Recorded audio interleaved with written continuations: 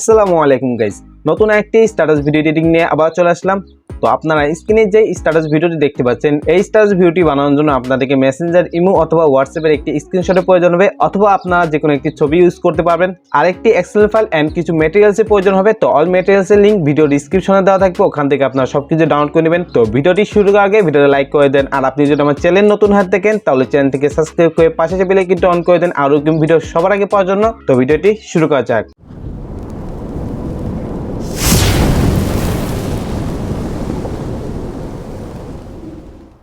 XML ফাইলটি download করার পর আপনারা অ্যালাইট মোশন অ্যাপে ইম্পোর্ট করে নেবেন।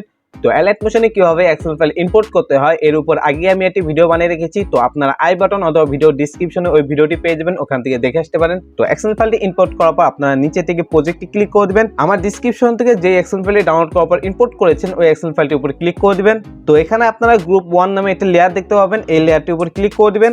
তারপর এখান থেকে এডিট গ্রুপে ক্লিক করে দিবেন। তো এখানে আপনারা মোবাইল পেনজি নামে একটি লেয়ার দেখতে পাবেন, এই লেয়ারে আপনারা এই মোবাইল পেনজিটা অ্যাড করে দিবেন।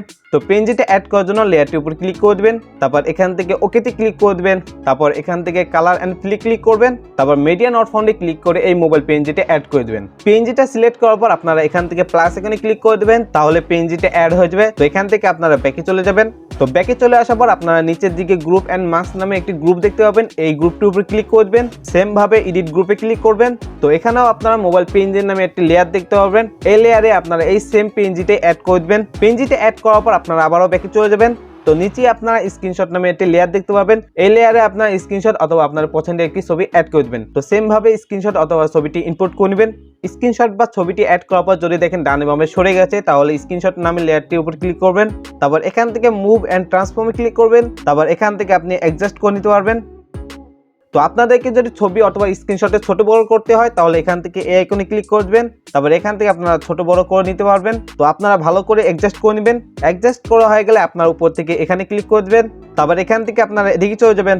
তো এখানে আপনারা ক্লোক নামে একটি লেয়ার দেখতে পাবেন, এই লেয়ারটির উপর ক্লিক করবেন। সেম ভাবে এডিট গ্রুপে ক্লিক করে দেবেন। তারপর এখান থেকে প্রথমের দিকে চলে যাবেন।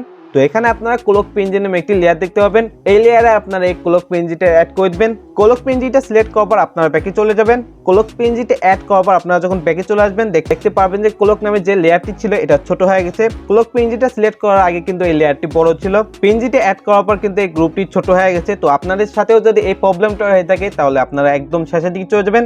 তো যে লেয়ারটি ছোট হয়ে গেছে সেই লেয়ারটির উপর ক্লিক করে দিবেন। তারপর এখান থেকে এই আইকনে ক্লিক করে দিবেন, তাহলে লেয়ারটি যত বড় ছিল তত বড়ই হয়ে যাবে। তো এখান থেকে আপনারা ব্যাকে চলে যাবেন। তো এখানে আপনারা হ্যান্ড নামে একটি গ্রুপ দেখতে পাবেন, এই গ্রুপটির উপর ক্লিক করে দিবেন। তারপর এখান থেকে এডিট গ্রুপে ক্লিক করবেন। তো নিচে আপনারা আইফোন পেনজি নামে একটি লেয়ার দেখতে পাবেন, এই লেয়ারে আপনারা এই পেনজিটা অ্যাড করে দিবেন। পেনজিটা অ্যাড করার পর আপনারা আবারও ব্যাকে চলে যাবেন। তো ব্যাকে চলে আসার পর দেখতে পাবেন যে হ্যান্ড নামে যে গ্রুপটি ছিল এই গ্রুপটিও ছোট হয়ে গেছে। তো সেম ভাবে আপনারা এটা বড় করে নেবেন। তো এই লেয়ারটি আবারও বড় করার জন্য আপনারা সেম ভাবে একদম শেষের দিকে চলে যাবেন। তারপর লেয়ারটির উপরে ক্লিক করে দিবেন। তারপর এখান থেকে এই আইকনে ক্লিক করে দিবেন, তাহলে আবারও বড় হয়ে যাবে। তো আপনি যদি এখানে চোখের পানি অ্যাড করতে চান তাহলে আই নামে যে গ্রুপটি রয়েছে এই গ্রুপটির উপর ক্লিক করে দিবেন।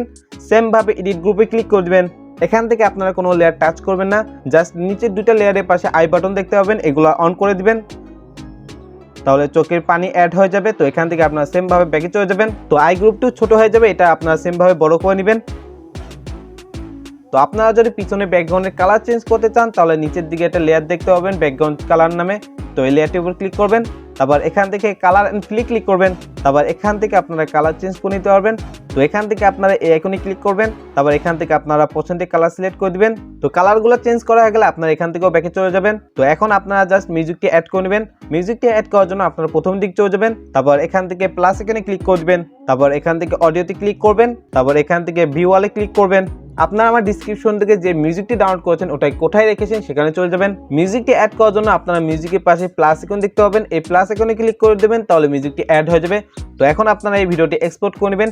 ভিডিওটি এক্সপোর্ট করার জন্য আপনারা উপরে সেটিং এর পাশে একটা আইকন দেখতে পাবেন, এখানে ক্লিক করবেন, তারপর নিচের দিকে এক্সপোর্টে ক্লিক করে দিবেন, তারপর কিছুক্ষণ ওয়েট করবেন, তাহলে ভিডিওটি আপনাদের গ্যালারিতে সেভ হয়ে যাবে। তো ভিডিওটি ভালো লাগলে ভিডিওতে লাইক করে দেন, আর যারা চ্যানেল নতুন আসেন সাবস্ক্রাইব করে পাশের বেল আইকনটা অন করে দেন। আর ভিডিওটি কেমন হয়েছে অবশ্যই আপনার কমেন্টে জানিয়ে দেবেন। তো দেখা হবে আগামী কোন নতুন ভিডিওতে, ততক্ষণ পর্যন্ত ভালো থাকবেন, সুস্থ থাকবেন, আল্লাহ হাফেজ।